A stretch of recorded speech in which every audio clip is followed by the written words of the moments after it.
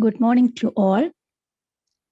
This is from Deapuram. We are going for the session, which is for 4 days. And the name of the session is Staying Online, Teaching, Memories, Lessons, and Strategies. As we know, when we think about our school days or college days, there are always memories full-fledged with our teachers and our experiences. But nowadays, from the last year, we are in online, so we don't have that much of memories. We are going only with the last memories. Now our memories are in our screens. We are talking, we are dreaming, we are chatting. Always, we are in the online platform. So it is a strange thing for us for the last 1 year, but now we are used with it. But as for students, it may be very much boring, and for teachers it is stressful, and for for the whole generation it is making more stress, like physical stress, mental stress. And obviously we are not going through our text, we are going through the online mode only. So for the next generation and for the teachers, we are trying to make more opportunities, like through conversations. We are not only planning for a training program, it is moreover that it is for learning and hearing, and exchanging our ideas from students to teachers, and teachers their experience, their memories, and their new data. They are trying to exchange through conversations. So this is a 4-day program, and we are here with the hope. That's the word, the hope. We are with the hope for going through the online platform as a give and take mode. So we are here for the welcome session, and I welcome our chairman, Dr. Imam Bashir, for the session, and our patron, CT sir, CT Abdul Rahim sir, for the session, and our college volunteer in charge, Ashley sir, is here. I welcome him from as part of the college, and our teachers, our technical support team, our deputy director, all are here. I heartily welcome all of them to this session. Thank you. Thank you, ma'am.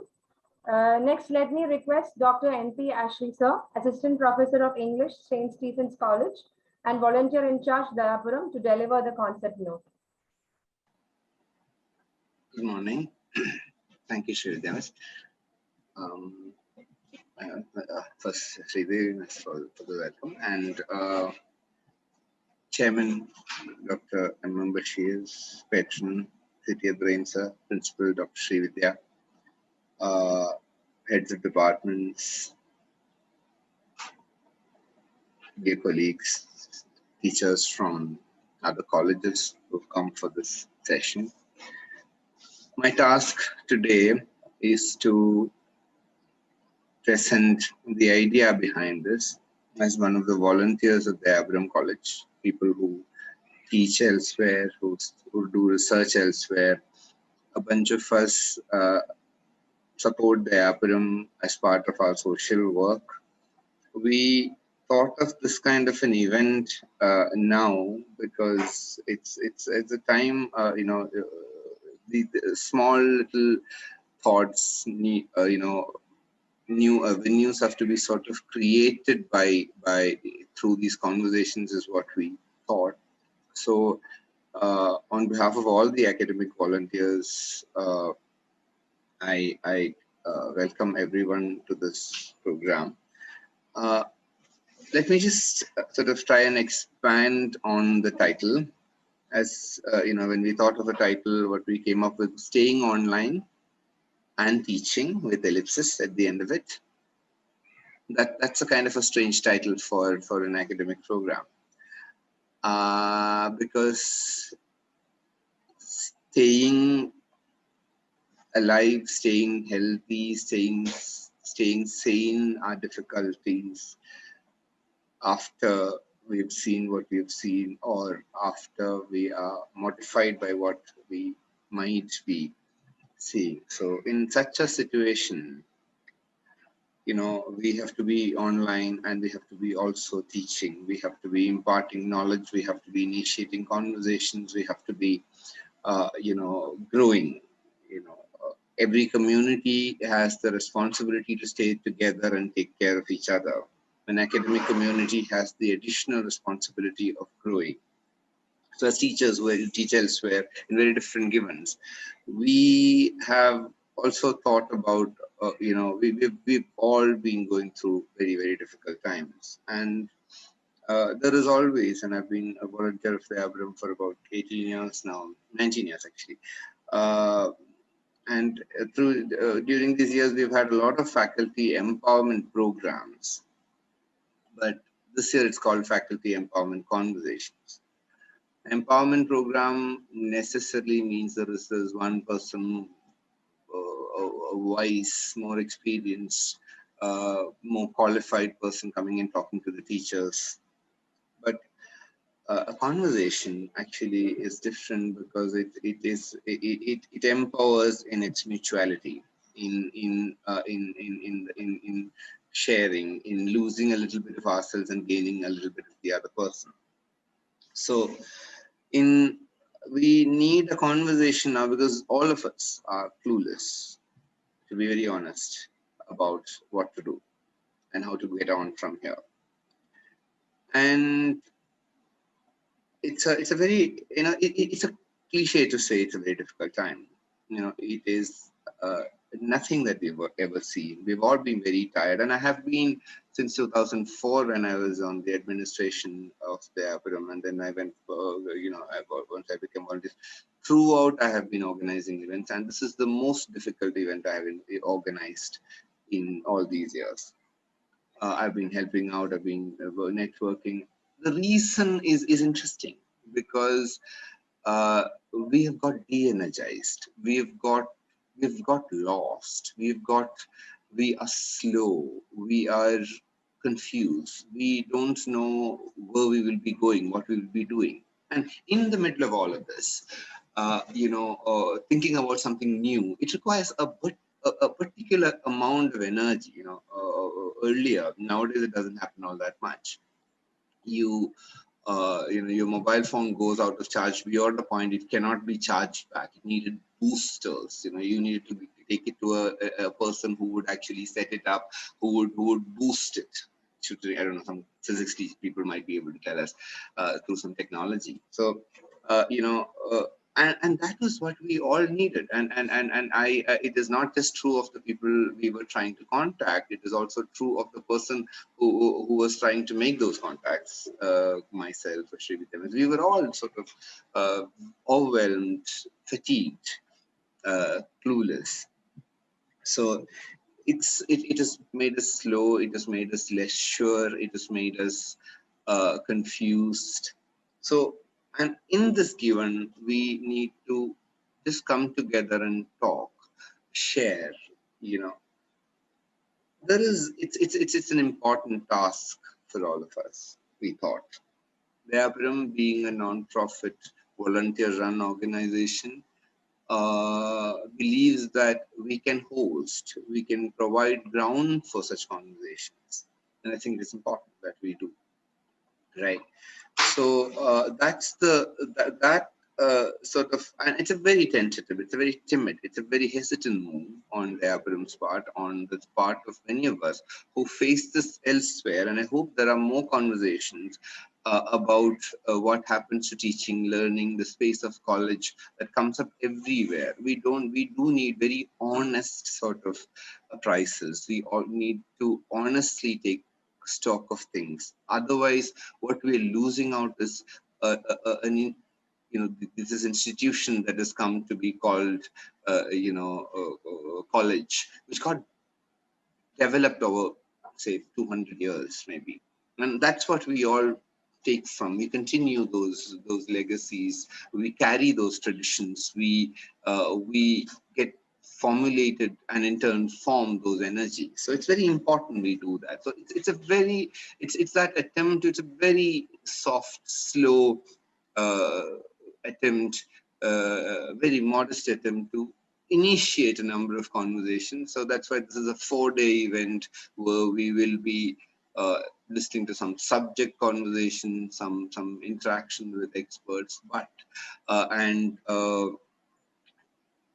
listening to the students, right? What have students gone through in the last 1 year? Then sharing faculty experience, right?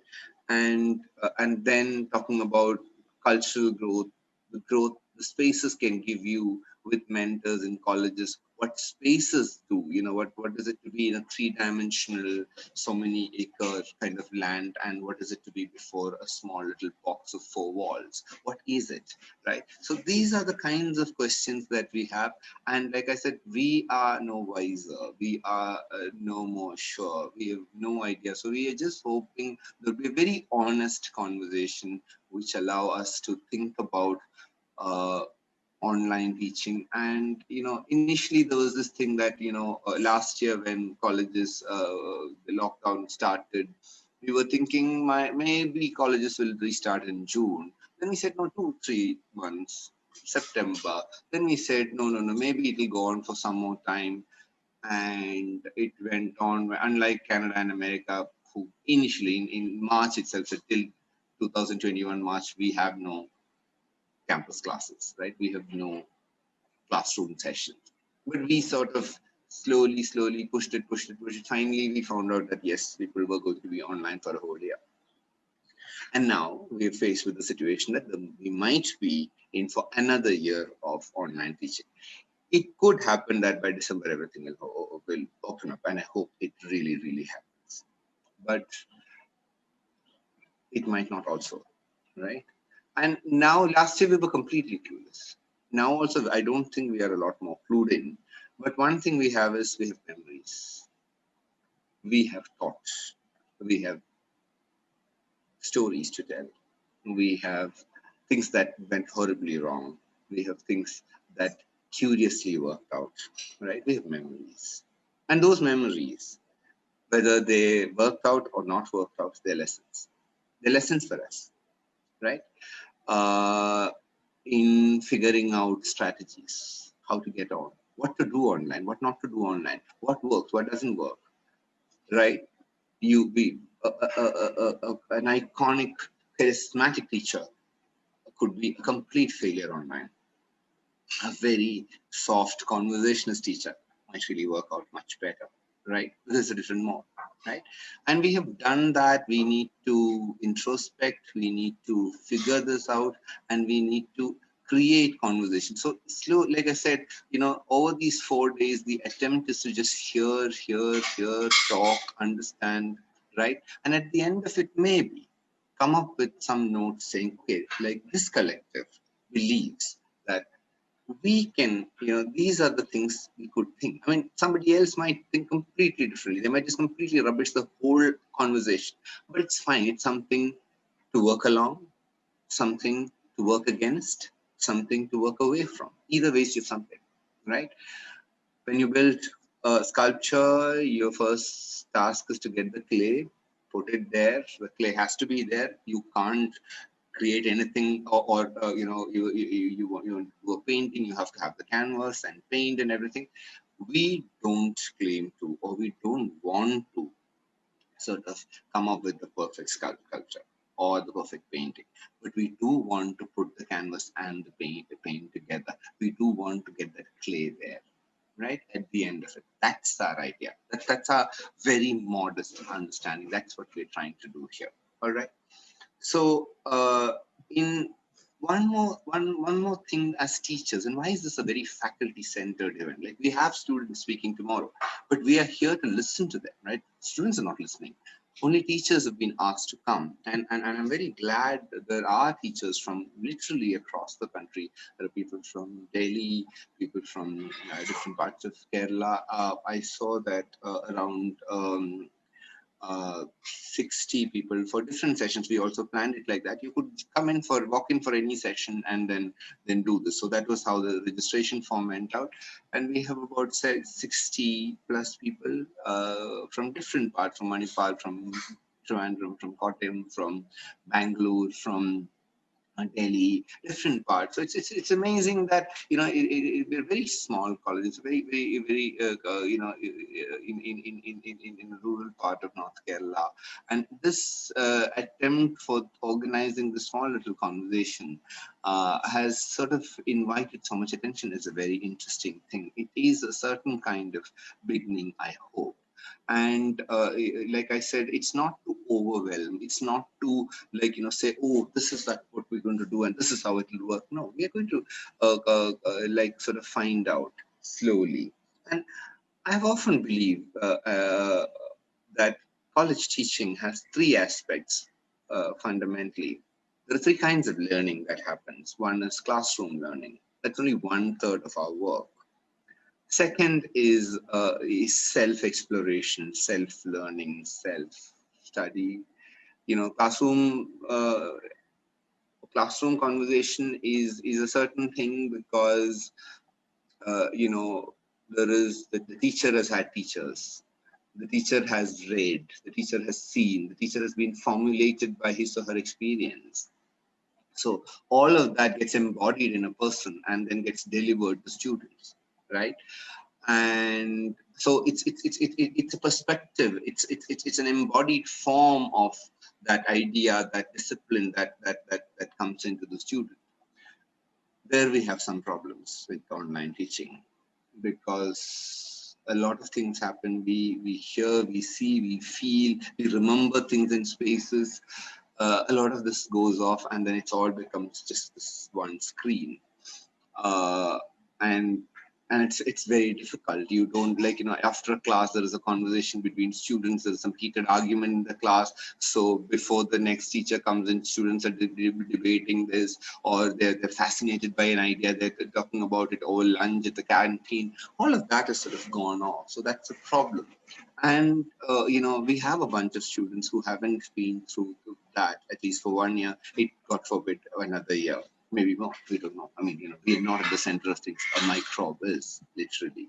So it's a very scary thing.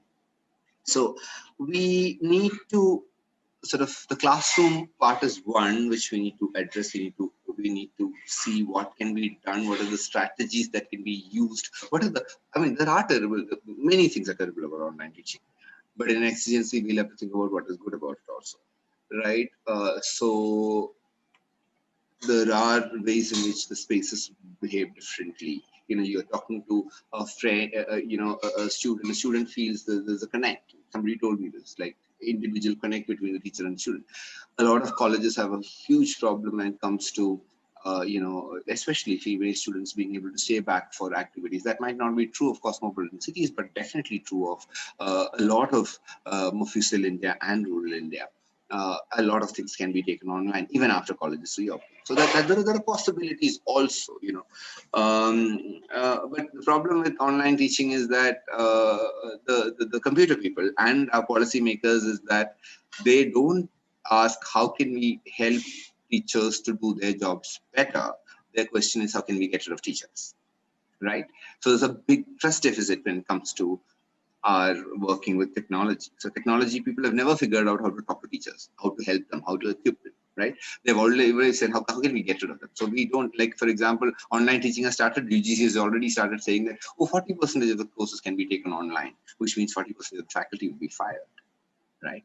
And it's a dangerous situation, right? So we're in the middle of those kinds of problems as well. But I'm saying, yes, we need to have these conversations away from these business interests, these mindless, callous efforts that invariably come from powers that be more controlled usually by commercial interests. Anyways, so that's the classroom part. The second part is self-study, right? Students read, find out, think, go on. Library central to it in any college. Like in Cambridge University, colleges, out of the 2 colleges, many colleges don't even have classes there. They only have a big library spaces, and you have your classes at the faculty, right? Which means a college is a space for learning. That's how finest universities have figured it out. We don't have the option of giving library access to our students. And what does this do? Very important problem, very important question. The third part is the learning that comes from the space with students, with fellow students, with through activities, through fun, through meetings that happen elsewhere outside classes, corridors, conversations on the corridors, conversations that happen outside classroom. A lot of that has also stopped, right?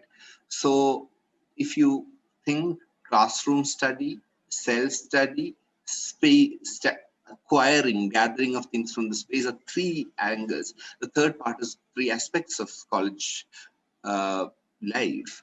The third aspect is gone, right? Second aspect is half of it is gone, again, without a library. And a lot of the first part is gone. So I'm not saying we can ask how can we simulate it in some sense. That's one question. Thanks to, again, technology, we're able to do this now, right? Earlier quarantining would just mean sitting around, and you would just like in the camera and you would tell stories. You're locked inside and the plague is raging outside, right? Something like that. So I think that is what are the memories we have, what are the lessons we can get, and what are the strategies ahead. These are important questions. Why are memories important? Because if you don't, we are custodians of college life and college tradition and college ethos now in a way we've never been.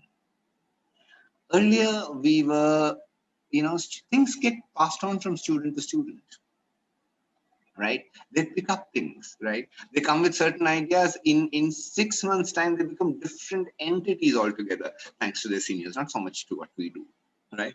Through conversations, they figure out a language, they figure out what to do, what is cool, what is good, what is fine, what is okay, and they figure out and they go on. And that has got ruptured. And that rupturing is a very serious issue, right? And so for 2 years, if you have had that kind of a situation, who tell them what to do? What is, elections, society, club activities, academic activities coming together, everything will be strange. When we reopened our school for the 10th standard students, the head of the compartment told me something very interesting. I was asking him how are things. He said, Rajiv sir, he said, what is scary is that students aren't. We thought when they come, they'll all come together and then it might be a super spreader. We got worried about that when classes reopened for them.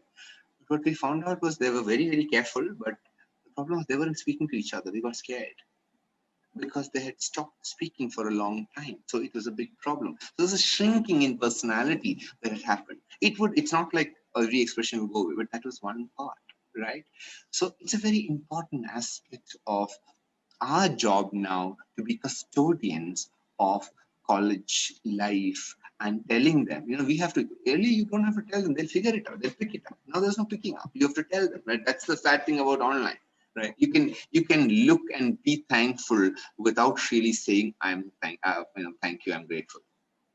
You could just look that, now you can't, you have to tell them, right? And with a mask on, yes, a lot more, right? So it's a very, very new situation we have found ourselves in, and we have a responsibility. We have to push this, we have to do this, we have to do this again and again, right? And we can't do much online, but we have to tell ourselves, okay, that kind of a college once existed, and that kind of a college had certain good things and certain not so good things, but the good things have to be brought back and we have to work with it, right? And we will tell them when they come, this is the kind of activity you should be doing in your college. These are the kinds of things they used to do. Why don't you think about it, right? So we have that responsibility. So teachers now, because a lot of times we are going to be the constants, because they will definitely, whatever happens, they'll pass out in 3 years. We will make that. We will have to do that, right? So that's the effort here. So we understand there are 3 aspects to it, and what are the strategies we can do, and how do we keep telling ourselves that there are these things and those will be kept alive, those will be taken forward, even when students go. It's something that we owe to students, it's something we owe to learning, it's something that we owe to this space called college. Anyway, wherever you teach is what we think. Now, the last point I want to say is that, there is when we have these events, we are all under a lot of performance pressure, right? Like, oh, that link has to come, this person has to come, this has to start like this. So largely what happens is that, the welcome, the arrangement, the announcement, the time, it has to be perfect. So we're always trying to perform. It becomes an event. Any academic event becomes, any academic kind of, activity becomes an event a lot of times. And online it's more so because we can't see, right? Like, so there's a gap. You get like worried what happened, connection went off. There could be all kinds of difficulties, and it's deeply frustrating. I'm not saying it's not, but we're not trying to add to our tensions, our worries, our concerns. We're just trying to learn, interact, ease out, relax. Okay. So that's a very important aspect. So what did you learn? What did you contribute? How did you get some ways, some ideas, something about the philosophy of this, something about the strategy of this, something about the scheme of it? Those are the kinds of questions. Not like, oh, that event, what is a successful event? We're not trying to do a successful event here, because Corona has told us a lot of our assets are actually liabilities. A lot of what we thought a success is basically just a very hollow thing. A lot of unimaginable things have happened. An American comedian once said when Trump came to power, anything is possible used to be You're audible. yeah. So that's a very important aspect of our work. We're here to have this conversation. So in a very relaxed way, air our doubts, our confusions, and slowly figure our ways around. So we have to take that kind of a position rather than like, this is one session which would just you listen to it, we'll get a lot of this positivity. Those things don't work. We have to be realistic. I mean, we're all, we don't need to work like a self-help book here, where we say, all right, there's like everything will be fine. No, I mean, we'll have to make a lot of things fine. Things aren't fine. There's been a health crisis. There has been a social crisis. Now it's become a huge economic crisis and an emotional crisis, a mental health crisis, all kinds of crises. So at that point, yes, we need to get together, slowly build up. And for that, we need to care about our mind, our ideas, our spaces. And this conversation, the series of conversation, is just providing you to the platform to think aloud about these questions, these worries, these concerns. So that is the spirit with which we should actually work, right? I want to end now with a poem that I had read as an undergraduate student in Calicut University in Deputy College.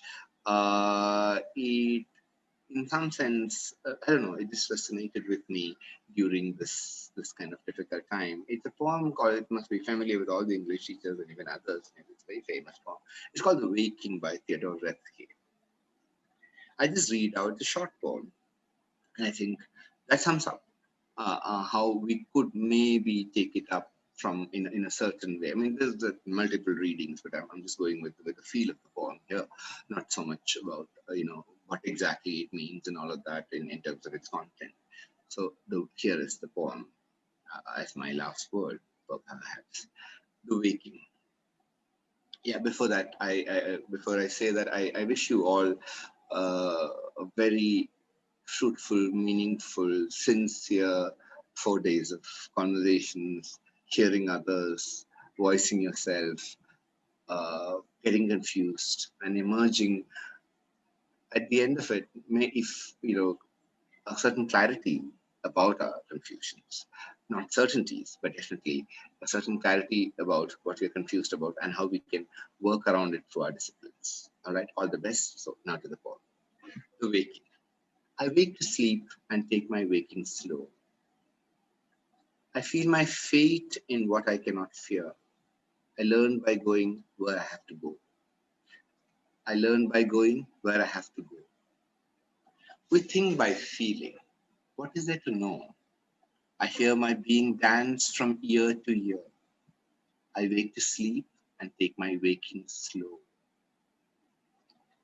Of those so close beside me, which are you? God bless the ground. I shall walk softly there and learn by going where I have to go. Light takes the tree, but who can tell us how? Light takes the tree, but who can tell us how? The lowly worm climbs up the winding stair. I wake to sleep and take my waking slow. Great nature has another thing to do to you and me. So take the lively air and lovely, learn by going where to go. This shaking keeps me steady. This shaking keeps me steady. I should know. What falls away is always. What falls away is always and is near. I wake to sleep and take my waking slow. I learn by going where I have to go. I learn by going where I have to go. Thank you. Thank you, sir. Let me request Dr. M.M. Bashir, sir, Chairman, Al-Islam Charitable Trust and President, College Managing Committee, to address us.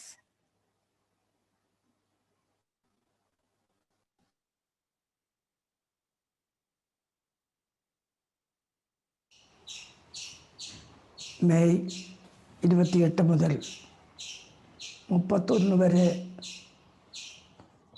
Dayapuram arts and science കോളേജിൽ നടക്കുന്ന faculty improvement പ്രോഗ്രാമിൽ പങ്കെടുക്കുന്ന എല്ലാ സുഹൃത്തുക്കൾക്കും നമസ്കാരം.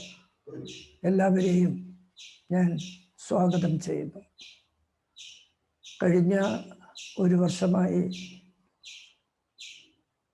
നമ്മുടെ വിദ്യാഭ്യാസ മേഖല വല്ലാത്ത ഒരു അവസ്ഥയിൽപ്പെട്ടിരിക്കുകയാണ്. പക്ഷേ അവരുടെ പഠിത്തം മുടങ്ങുന്നു എന്ന് പറയാനും വയ്യ. കാരണം അധ്യാപകർ കഠിനമായി പ്രയത്നിച്ച് കുട്ടികൾക്ക് ഓൺലൈനിൽ ക്ലാസ്സുകൾ നൽകിക്കൊണ്ടിരിക്കുകയാണ്. കഴിഞ്ഞ ദിവസങ്ങളിൽ ഞാൻ പല ഓൺലൈൻ ക്ലാസ്സുകളും നിരീക്ഷിക്കുകയുണ്ടായി. ഒരു അധ്യാപകൻ എന്ന നിലയിൽ ഓൺലൈൻ ക്ലാസ്സുകളുടെ സ്ഥിതി എന്താണ്, അതിൻ്റെ നിലനിൽപ്പ് എന്താണ്, അതിൻ്റെ ഭാവി എന്താണ് എന്നതിനെക്കുറിച്ച് ഞാൻ നിരന്തരം ആലോചിക്കുന്ന ഒരാളാണ്. ആദ്യകാലത്തൊക്കെ കഴിഞ്ഞ വർഷം ഇതാരംഭിച്ചപ്പോൾ ചില ക്ലാസ്സുകൾ വളരെ സജീവമായി അനുഭവപ്പെടുകയുണ്ടായി. പിന്നെ വിക്ടേഴ്സിലും കേന്ദ്ര ഗവൺമെൻറ്റിൻ്റെ ചാനലുകളിലുമൊക്കെ നടക്കുന്ന ക്ലാസ്സുകൾ കണ്ടപ്പോൾ എനിക്ക് വളരെ വിഷമം തോന്നി. കാരണം സജീവമായിട്ട് എഫക്റ്റീവായിട്ട് കുട്ടികളെ രസിപ്പിച്ചുകൊണ്ട് ക്ലാസ് നടത്താൻ പല അധ്യാപകർക്കും കഴിയുന്നില്ല എന്ന ഒരു സത്യം മനസ്സിലാക്കാൻ സാധിച്ചു. അതുകൊണ്ട് തന്നെ അടുത്ത കാലത്ത് കുട്ടികളോട് ചോദിക്കുമ്പോൾ അവർ പറയുന്നു, ഞങ്ങൾക്കതിൽ താല്പര്യമില്ല, ചത്ത ക്ലാസ്സുകളാണ്, ഒന്നും മനസ്സിലാക്കാൻ സാധിക്കുന്നില്ല. അതുകൊണ്ട് ഞങ്ങൾ ഓൺലൈൻ ക്ലാസ് സമയത്ത് അതിനെ ഉപേക്ഷിച്ചിട്ട് മറ്റ് കളികളിൽ ഏർപ്പെടാനാണ് ആഗ്രഹിക്കുന്നത് എന്ന് ചില കുട്ടികൾ പറയുകയുണ്ടായി. എന്താണ് ഇതിൻ്റെ നിജസ്ഥിതി? കുട്ടികൾ അത് വേണ്ട എന്ന് പറഞ്ഞാൽ നമുക്കത് ഉപേക്ഷിക്കാൻ സാധിക്കുമോ? ഇല്ല എന്നാണ് എനിക്ക് തോന്നുന്നത്. കാരണം കൊറോണ പോലെയുള്ള ഒരു മാരക രോഗത്തിൻ്റെ പിടിയിൽ അമർന്നിരിക്കുന്ന ഈ ലോകത്തിന് നേരിട്ട് ക്ലാസ്സുകൾ നടത്തുക അസാധ്യമായ ഒരു സംഗതിയാണ്. അതുകൊണ്ട് തന്നെ ഓൺലൈൻ ക്ലാസ്സുകളെ നമുക്ക് ഉപേക്ഷിക്കാൻ വയ്യ. ഓൺലൈൻ ക്ലാസ്സുകൾ എങ്ങനെ സജീവമാക്കാമെന്നും എങ്ങനെ കുട്ടികളെ അതിലേക്ക് ആകർഷിക്കാമെന്നും അവരെ രസകരമായി എങ്ങനെ പഠിപ്പിക്കാമെന്നും ആണ് അധ്യാപകരായ നമ്മൾ ചിന്തിക്കേണ്ടത്. നേരിട്ട് ക്ലാസ് അടുത്ത കാലത്തൊന്നും നടത്താൻ സാധിക്കുമെന്ന് തോന്നുന്നില്ല. അതുകൊണ്ട് തന്നെ ഈ ഓൺലൈൻ ക്ലാസ്സുകളെ നമുക്ക് സജീവമാക്കി നിലനിർത്തേണ്ടതുണ്ട്.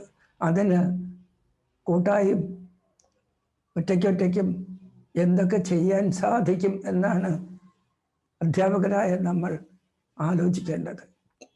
ഇപ്പോൾ ഇവിടെ നടക്കുന്ന ഇത്തരം ഈ ഒരു സംവാദം വാസ്തവത്തിൽ ഒരു വലിയ സമ്മേളനമായി നടത്തേണ്ടതാണ് എന്ന് എനിക്ക് തോന്നുന്നു. ദയാപുരത്ത് തന്നെ കുറെ കൂടി സജ്ജീകരണങ്ങളോടെ ഈ സമ്മേളനം വിപുലമായ തോതിൽ സംഘടിപ്പിക്കാനുള്ള അവസരം ഉണ്ടാക്കാം എന്നാണ് ഞാൻ വിചാരിക്കുന്നത്. യഥാർത്ഥത്തിൽ ഈ ഓൺലൈൻ ക്ലാസ്സുകൾ രസകരമായി മുന്നോട്ട് കൊണ്ടുപോകേണ്ടിയിരിക്കുന്നു. അതിനുവേണ്ടി അധ്യാപകരായ നമ്മൾ കുറെ കൂടി രസകരമായി ക്ലാസ്സുകൾ എടുക്കുകയും കുട്ടികൾ മുമ്പിൽ ഉണ്ട് എന്ന് വിചാരിച്ചുകൊണ്ട് സങ്കല്പിച്ചുകൊണ്ടാണ് നമ്മളിപ്പോൾ ഓൺലൈൻ ക്ലാസ്സുകൾ സജ്ജീകരിക്കുന്നത്. എനിക്ക് തോന്നുന്നത് ഈ അടുത്ത കാലത്ത് 1-2 ക്ലാസ്സുകൾ കണ്ടപ്പോൾ ഈ ഓൺലൈൻ ക്ലാസ് പ്രക്ഷേപണം ചെയ്യുന്ന സന്ദർഭത്തിൽ തന്നെ ആ ഓൺലൈൻ ക്ലാസ്സിൽ കുറെ കുട്ടികൾ ഇരിക്കുന്നത് ഞാൻ കണ്ടു. അവിടെ ഒരു സംവാദം നടക്കുന്ന ഒരു ക്ലാസ് ഞാൻ കാണുകയുണ്ടായി. അതുപോലെ ഒരു 5-10 കുട്ടികളെ ഒരു ക്ലാസ്സിൽ ഇരുത്തിക്കൊണ്ട് ഓൺലൈൻ ക്ലാസ് നടത്തുകയും ഈ കുട്ടികളെ കൂടി ഈ ഓൺലൈൻ ക്ലാസ്സിൻ്റെ ഭാഗമാക്കി മാറ്റുകയും ചെയ്യുന്ന കാര്യം ആലോചിക്കാൻ പറ്റുകയില്ലേ എന്ന് ചിന്തിക്കേണ്ടിയിരിക്കുന്നു. ഓൺലൈൻ ക്ലാസ്സുകളിൽ കുട്ടികളെ കയറ്റിയിരുത്താൻ കൊറോണ നിബന്ധനകൾ അനുവദിക്കുന്നില്ല എന്ന് നമുക്ക് വേണമെങ്കിൽ വിചാരിക്കാം. വേണമെങ്കിൽ അങ്ങനെ അത് ഒഴിവാക്കുകയും ചെയ്യാം. പക്ഷേ ഒഴിവാക്കുകയല്ല വേണ്ടത്. അതുകൂടി ഉൾക്കൊണ്ടുകൊണ്ട് നമുക്ക് ക്ലാസ്സുകളിൽ അധ്യാപകർക്ക് വിദ്യാർത്ഥികളെ നേരിട്ട് കണ്ട് തന്നെ ക്ലാസ് എടുക്കാനുള്ള ഒരു അവസരം ഉണ്ടാക്കിയാൽ കുറെ കൂടി എഫക്റ്റീവായിട്ട് ഇത്തരം ഓൺലൈൻ ക്ലാസ്സുകൾ പ്രക്ഷേപണം ചെയ്യാൻ സാധിക്കും. ഒരു ടെക്നിക്കൽ ആയിട്ട് അറിയുന്ന ഒരാൾ പറഞ്ഞു, സാർ അതിന് ഈ ക്യാമറ വേണം, അതിനുള്ള സജ്ജീകരണങ്ങൾ വേണം, അത് വിപുലമായ തോതിൽ അത് വീഡിയോയിൽ പകർത്തണം, അങ്ങനെയൊക്കെ ആണെങ്കിൽ മാത്രമേ ആ ക്ലാസ്സുകൾ നമുക്ക് ഓൺലൈനിൽ സജീവമായി കൊടുക്കാൻ പറ്റുകയുള്ളൂ എന്ന് പറഞ്ഞു. അതിൻ്റെ സാങ്കേതികമായ കാര്യങ്ങളെക്കുറിച്ചൊന്നും എനിക്ക് വലിയ പിടിപാടില്ല. പക്ഷേ സാമാന്യമായി ഞാൻ 2-3 ക്ലാസ്സുകൾ അങ്ങനെ കണ്ടപ്പോൾ അത് തരക്കേടില്ലല്ലോ. അത്തരത്തിൽ ഈ ക്ലാസ്സുകൾ ഒരുക്കിയാൽ തീർച്ചയായും ഇതിൻ്റെ ഫലം കൂടുതൽ ശക്തിയായി ലഭിക്കുമല്ലോ എന്ന് എനിക്ക് തോന്നി. അത്തരത്തിലൊക്കെ ചിന്തിക്കേണ്ടിയിരിക്കുന്നു. ചില ക്ലാസ്സുകൾ ഈ പവർ പോയിന്റ് ക്ലാസ്സുകളായിട്ട് ഓൺലൈൻ ക്ലാസ്സുകൾ നടത്തുന്നത് കണ്ടു. പവർ പോയിന്റ് ക്ലാസ്സുകൾ ചത്ത ക്ലാസ്സുകളാണ്, അത് ജീവനില്ലാത്ത ക്ലാസ്സുകളാണ്. പഴയ അധ്യാപകർ ചെയ്തതുപോലെ നോട്ടുകൾ ക്ലാസ്സിൽ കൊണ്ടുവന്ന് വായിക്കുന്നത് പോലെ ഈ പവർ പോയിന്റിൽ എഴുതി കൊണ്ടുവരുന്ന സാധനങ്ങൾ വെറുതെ വായിച്ചു പോകുന്ന തരത്തിലുള്ള ക്ലാസ്സുകൾ ഈ ഓൺലൈൻ ക്ലാസ്സുകളെക്കാൾ വളരെ മുഷിപ്പനാണ്. അതുകൊണ്ട് തന്നെ ഇത്തരത്തിലുള്ള ഈ ഓൺലൈൻ ക്ലാസ്സുകളും നിർജീവമായ പവർ പോയിന്റ് ക്ലാസ്സുകളുമൊക്കെ ഒഴിവാക്കിയിട്ട് കുട്ടികളെ മുൻപിൽ ഇരുത്തിയിട്ട് തന്നെ ഓൺലൈൻ ക്ലാസ്സുകൾ നടത്താനുള്ള ഒരു സംവിധാനം ഉണ്ടാക്കേണ്ടിയിരിക്കുന്നു എന്നാണ് എനിക്ക് തോന്നുന്നത്. ഒരു ദീർഘമായ പ്രസംഗത്തിന് ഞാനിവിടെ തുഴയുന്നില്ല. ധാരാളം പേര് സംസാരിക്കാനുണ്ട്. അവരുടെ അനുഭവങ്ങളും അവരുടെ പരിചയവും ഒക്കെ ഈ പുതിയ പുതിയ കണ്ടെത്തലുകളിലേക്കും പുതിയ പുതിയ സജീവമായ ക്ലാസ്സുകളുടെ സംവിധാനത്തിലേക്കും ഒക്കെ തിരിയട്ടെ എന്ന് ഞാൻ പ്രാർത്ഥിക്കുന്നു. ഇന്ന് പങ്കെടുത്ത എല്ലാവർക്കും നന്മ വരട്ടെ എന്ന് ഞാൻ ആശിക്കുന്നു. നമസ്കാരം. Twinkle Miss? Twinkle Miss? Yes, sir. Twinkle Miss. Yeah. Could I, one second, Sridhar Miss, there is one thing. There are some non-Malayali. So could I just quickly summarize what he said before we go on to the other one? Sure, sir. Sure, sir. Right. That would be good. I mean, as in, yeah. So that was our chairperson, Dr. M. Bashir. He's a very well-known critic. He retired as professor of Malayalam from Calicut University. He was a member of the Kendra Sahitya Academy and the Jnanpith Committee and all of that for a long time. An associate of, a partner of MT Vasudevan Nair in a number of projects, and somebody who worked closely with legends such as like Imam Bashir and all that. So he's a very revered name in the Malayalam literary criticism scene.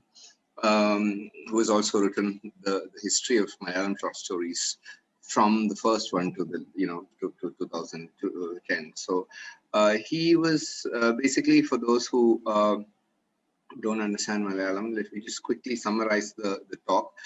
What he said was, he said three things largely. One is about online classes that he was observing on TV. So Kerala government has a system called, on Victor's channel, they were sort of airing classes. So he was observing them, and initially they were very good, and then slowly it started dying out. So what were the kind of issues that sort of made that happen? So, we need to have new strategies to come in and work with that. And the second aspect he spoke about was like, a lot of times classes, some of the classes are like, there's a PowerPoint and then people just read out. And that's like, he said in his time when he was young and all of that, there were teachers who just brought notes, written notes, and just read out from them. So it becomes a little bit like that. So we need more strategies of interaction and making it interesting and all of that.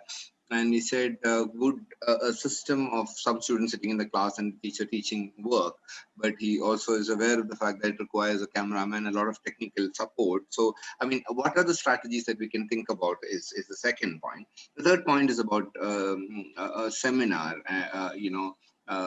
it can start as this kind of a small little conversation, but it should really be taken up as a conference, a seminar where more people, send in papers, participate in discussions in a very different, in a very more conference-ish sort of a feel, a seminar-ish kind of feel.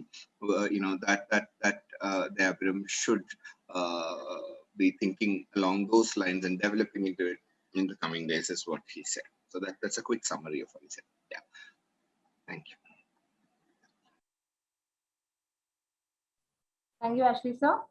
Next, I request our beloved patron, C.T. Abdul Rahim sir, to address the gathering.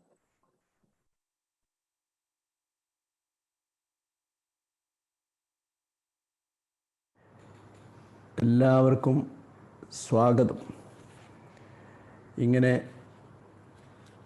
Dayapuram കോളേജിലെ ടീച്ചേഴ്സുമായും പ്രിൻസിപ്പലുമായും ഒക്കെ സംസാരിക്കാൻ കിട്ടിയ ഒരവസരം ഭാഗ്യമായി ഞാൻ കരുതുന്നു. June 1 മുതൽ നാം പുതിയ വിദ്യാഭ്യാസ വർഷത്തിലേക്ക് കടക്കുകയാണ്. കഴിഞ്ഞ വർഷത്തെ പോലെ തന്നെ കുറച്ച് നാളുകൾ കൂടി, ചിലപ്പോൾ കുറച്ച് മാസങ്ങൾ കൂടി ഓൺലൈൻ മാധ്യമത്തിലൂടെ വേണം നമുക്ക് നമ്മുടെ ഉത്തരവാദിത്തം നിർവഹിക്കാൻ. ഇത് പരിചയപ്പെട്ട് കഴിഞ്ഞ ഒരു രീതിയായി ദയാപുരം അനുഭവിച്ചു എന്നാണ് ഞാൻ കരുതുന്നത്. ഈ സമയം എല്ലാ അധ്യാപകരെയും അധ്യാപികമാരെയും പ്രവർത്തകരെയും ഹൃദയപൂർവ്വം അഭിനന്ദിക്കുന്നു. വളരെ സന്തോഷകരമായ ഒരു നിലവാരത്തിലാണ്, ഒരു പ്രത്യേകമായ ഘട്ടത്തിലാണ് ദയാപുരം എന്നുള്ളത് എന്നും അതിൻ്റെ പിന്നിൽ നേതൃത്വപരമായും പ്രവർത്തന തലത്തിലും പങ്കെടുത്ത ആളുകളാണ് എൻ്റെ മുമ്പിൽ ശ്രോതാക്കളായി, കാണികളായി ഉള്ളതെന്നും ഞാൻ മനസ്സിലാക്കുന്നു. വാസ്തവത്തിൽ ദയാപുരം കോളേജിൻ്റെ, വനിതാ കോളേജിൻ്റെ ആരംഭത്തെക്കുറിച്ച് എല്ലാവരും മനസ്സിലാക്കിയിരിക്കുമെന്നാണ് ഞാൻ ധരിക്കുന്നത്. എന്നാലും അതിൻ്റെ ആരംഭം, അതിൻ്റെ തുടക്കത്തെ സംബന്ധിച്ച് ഒന്ന് അനുസ്മരിക്കുക എന്നത് ഉത്തരവാദിത്തമായി, ഓർമ്മയെ പുതുക്കലായി ഞാൻ കരുതുന്നു. ചന്ദ്രശേഖരൻ എന്ന നല്ല യോഗ്യനായ അധ്യാപകൻ്റെ കീഴിൽ 1988 പെൺകുട്ടികൾക്ക് വേണ്ടി ഒരു കലാലയം, കോളേജ്, അതന്ന് പാരലൽ കോളേജ് എന്ന രീതിയിലാണ് തുടങ്ങിയിരുന്നത്, നാം ഇവിടെ ആരംഭിച്ചത്. അതിൻ്റെ സാഹചര്യം 210 മാർക്ക് കിട്ടി പാസ്സായി വീട്ടിലിരിക്കുന്ന പെൺകുട്ടികളെ വിദ്യാഭ്യാസത്തിൻ്റെ പാതയിലേക്ക് തിരിച്ചു കൊണ്ടുവരിക എന്ന മഹത്തായ ലക്ഷ്യമായിരുന്നു അന്നുണ്ടായിരുന്നത്. കാരണം അങ്ങനെയുള്ള ആളുകൾക്ക്, ആൺകുട്ടികൾക്കും പെൺകുട്ടികൾക്കും, പ്രത്യേകിച്ച് പെൺകുട്ടികൾക്ക് വിദ്യാഭ്യാസം തുടരാൻ മോഹമുണ്ടെങ്കിലും അതിനുള്ള വഴി തെളിഞ്ഞിരുന്നില്ല. അങ്ങനെ ഒരു വഴി തുറക്കുക എന്ന ലക്ഷ്യത്തോടു കൂടി 210 മാർക്ക് കിട്ടി പാസ്സായി നിരാശരായി നിൽക്കുന്നവർക്ക് വേണ്ടിയാണ് വാസ്തവത്തിൽ ദയാപുരത്തെ വനിതാ കോളേജ് ആരംഭിച്ചത്. ആരംഭത്തിലെ ഈ ലക്ഷ്യം വളരെ പെട്ടെന്ന് തന്നെ നിറവേറ്റപ്പെടുകയും 210 മാർക്ക് എന്നതിന് പകരം 325-350 മാർക്കുള്ള വിദ്യാർത്ഥികൾ വെയിറ്റിംഗ് ലിസ്റ്റിൽ കാത്തിരിക്കേണ്ടി വരികയും ചെയ്ത അനുഭവത്തിലേക്ക് ദയാപുരം വനിതാ പാരലൽ കോളേജ് വളർന്നു കഴിഞ്ഞിരുന്നു. ആ സമയത്താണ് നമ്മൾ 2002 ആർട്സ് ആൻഡ് സയൻസ് കോളേജ് എന്ന ഒരു പുതിയ ഘട്ടത്തെക്കുറിച്ച് ആലോചിക്കുന്നത്. കാലിക്കറ്റ് യൂണിവേഴ്സിറ്റിക്ക് കീഴിൽ അന്ന് ഡോക്ടർ ഇന്ദിര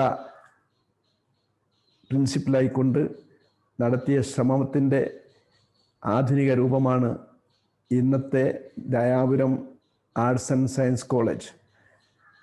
ഈ യാത്രയിൽ പലരും ഇതിനു വേണ്ടി പ്രവർത്തിച്ചിട്ടുണ്ട്. ഇതിൻ്റെ ലക്ഷ്യം മനസ്സിലാക്കി മുന്നിൽ നിന്ന് അധ്വാനിച്ചിട്ടുണ്ട്.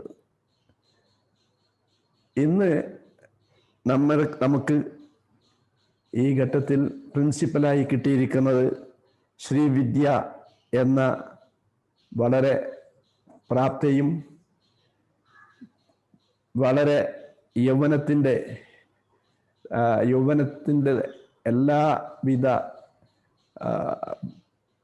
എല്ലാവിധ പ്രവർത്തന സൗകര്യത്തോടെയും ഇരിക്കുന്ന ശ്രീവിദ്യ എന്ന പ്രിൻസിപ്പലിൻ്റെ നേതൃത്വത്തിലാണ് ഇന്ന് നാം ഇത് തുടങ്ങാൻ പോകുന്നത്. അവർ കഴിഞ്ഞ വർഷം മുതൽക്ക് തന്നെ ഇവിടെ പ്രിൻസിപ്പലായി അവരുടെ വ്യക്തിത്വം തെളിയിച്ചിട്ടുണ്ട്. 6 വർഷമായി ഇതിന് നേതൃത്വം കൊടുക്കുന്നത് സെൻറ്റ് സ്റ്റീഫൻസ് കോളേജിലെ ഇംഗ്ലീഷ് അധ്യാപകനായ ആഷ്ലി എന്ന യുവാവാണ്.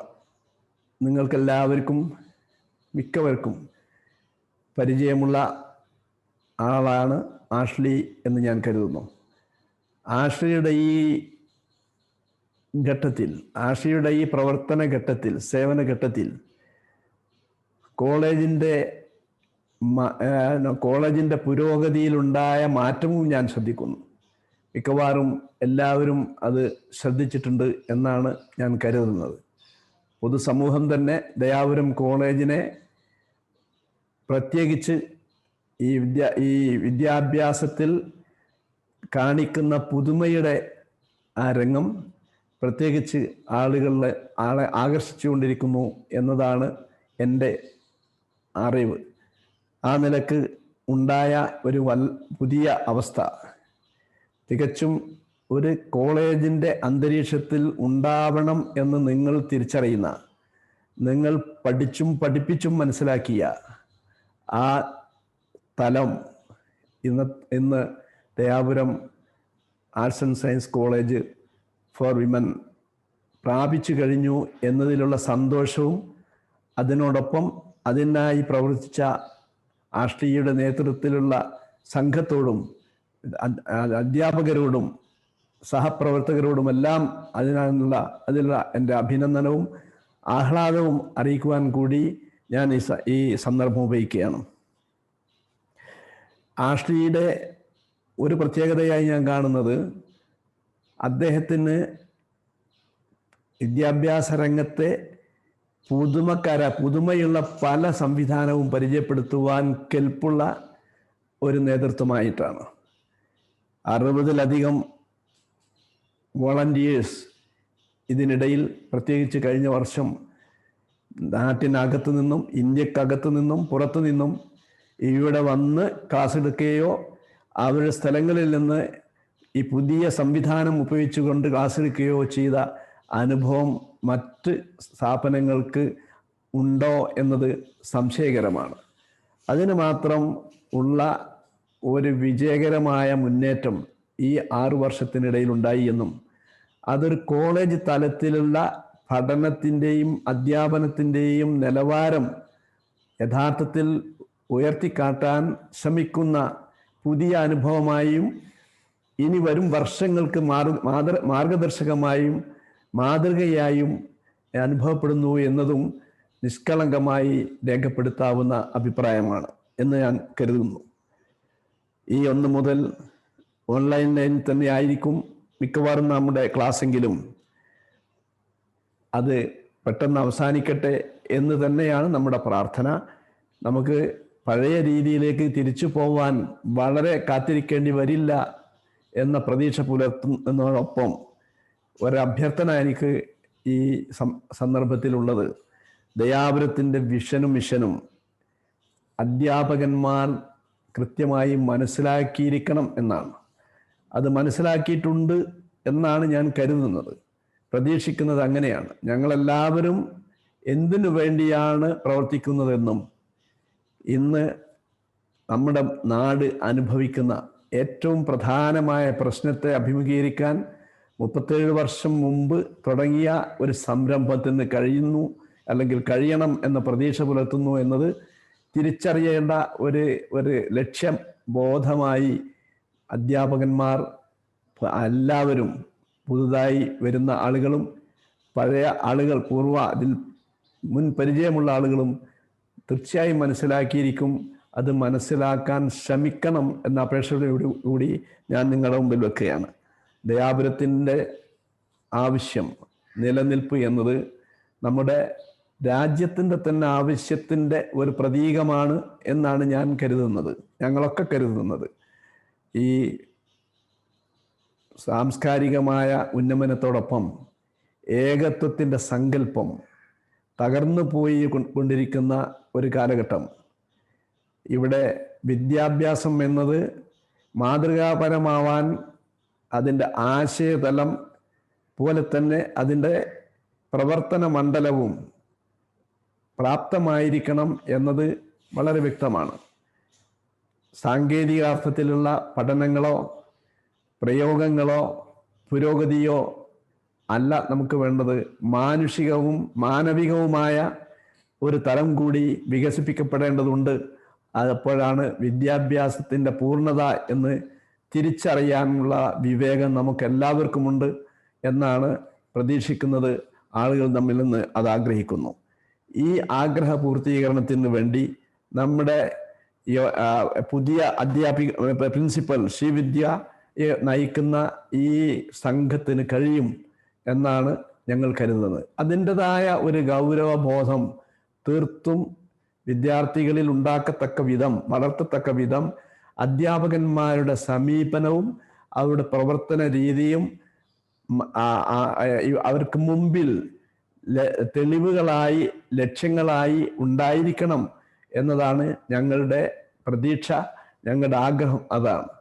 ആ തരത്തിൽ നമ്മുടെ അധ്യാപകന്മാർ, ഇവിടെ പരിചയിച്ച അധ്യാപികമാരും ഇന്ന് അധ്യാപകരും പുതുതായി നമ്മോട് വന്ന് ചേർന്നിട്ടുള്ള അധ്യാപികമാരും അധ്യാപകരും എല്ലാം തന്നെ ആ നിലയിൽ ഇതിനെ മനസ്സിലാക്കുവാനും ഒപ്പം നിൽക്കുവാനും ശ്രമിക്കണം എന്നതാണ് നമ്മുടെ ആഗ്രഹം. കാരണം ഇത് നിങ്ങളുടേതാണ്, വിദ്യാർത്ഥികളുടേതാണ്.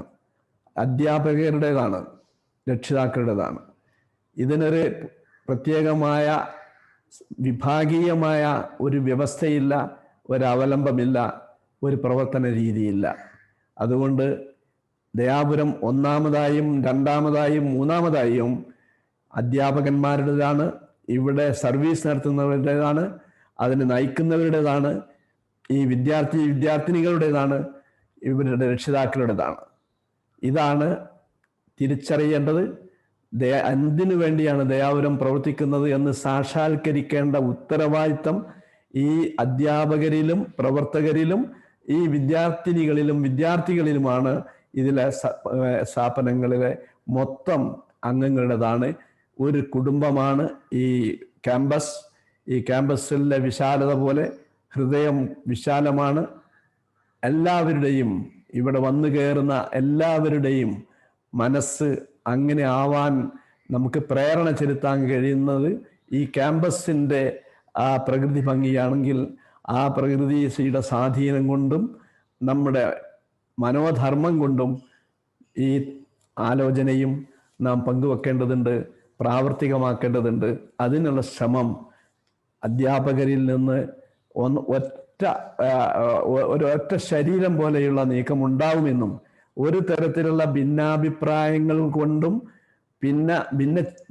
ഭിന്നമായ ചിന്തകൾ കൊണ്ടല്ല, ഭിന്നമായ അഭിപ്രായങ്ങൾ മൂലം നാം നമ്മുടെ ശക്തി ക്ഷയിച്ചു പോകുന്ന വിധത്തിലാവരുത്. വിദ്യാർത്ഥിനികൾക്ക് അത് ബോധ്യപ്പെടുന്ന തരത്തിൽ ഈ ഇവിടുത്തെ ടീച്ചേഴ്സ്, ഇവിടുത്തെ അധ്യാപികമാരും അധ്യാപകരും ഒരേ മനസ്സോടുകൂടി പ്രവർത്തിക്കും നിർബന്ധമാണ് എന്നതിൽ ഞങ്ങളെ സംബന്ധിച്ചിടത്തോളം ഒരു ഷാഢ്യ ബുദ്ധി പോലുമുണ്ട് എന്ന് അറിയിക്കുന്നതിലും ഞാൻ മടിക്കുന്നില്ല. കാരണം ഞങ്ങളൊക്കെ ജീവിതമാണ് ദയാപുരം. എന്ത് കിട്ടുമെന്ന് ആലോചിക്കുകയല്ല, എന്ത് നൽകാൻ കഴിയുമെന്ന ആലോചന കൊണ്ട് അത് പരിശീലിപ്പിക്കപ്പെട്ട ഒരു വിഭാഗമാണ് ഇതിൻ്റെ പിന്നിൽ പ്രവർത്തിച്ചു കൊണ്ടിരിക്കുന്നത്, നിങ്ങളോടൊപ്പം പ്രവർത്തിച്ചു കൊണ്ടിരിക്കുന്നത് എന്നുകൂടി നിങ്ങൾ തീർച്ചയായും മനസ്സിലാക്കിയിരിക്കുമെന്ന ആഗ്രഹത്തോടെ പ്രതീക്ഷയോടെ എല്ലാവരെയും സ്വാഗതം ചെയ്തുകൊണ്ട് ദയാപുരത്തിൻ്റെ ഹൃദയത്തിലേക്ക് നിങ്ങളെ ക്ഷണിച്ചുകൊണ്ട് നിങ്ങളെ ആദരപൂർവ്വം ആനയിച്ചുകൊണ്ട് ഞാൻ എൻ്റെ വാക്കുകൾ അവസാനിപ്പിക്കുന്നു. Thank you, sir. Right. Can I just go with the translation quickly? Yes, sir, definitely. Right. Thanks. So that was Siti Ibrahim. He is our patron. Dayabram is fundamentally his idea. He put a team together, did everything from 1983. We started in 1984. He is a writer. He actually went to Qatar to study in Qatar University in 1971. So he's the first expatriate from his village. And then when he came, and then he worked with Qatar police, came back and started this organization called Dayabram in 1984. He's also a writer. He has authored more than 14 books, contributes to magazines and so on. Sir is an educationist who's the reason why all of us sort of come to Dayabram, the sincerity, the selflessness, the kindness that he sort of shows for the world around us is exemplary. So that was his the patron's address. And in that, he again spoke of 3 phases of Dayabram College. Dayabram first started at Dayabram Vanida College in 1988. That was for the poor local girls in the area there were no colleges or +2 schools around that time in the area. It's a very backward area. So there were a lot of students who did well. They went to good colleges, but others had no place. So with people who just managed to barely pass out and all of that. So for those students from poor families with a very, I think the fee was about 50 rupees or something around that time. So with a nominal fee. So there was this women empowerment aspect. There was also this local education aspect that worked with it.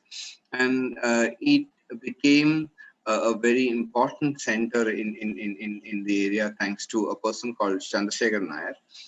He worked very hard, and his team of teachers worked very, very hard to make it in terms of result in the entire Calicut University.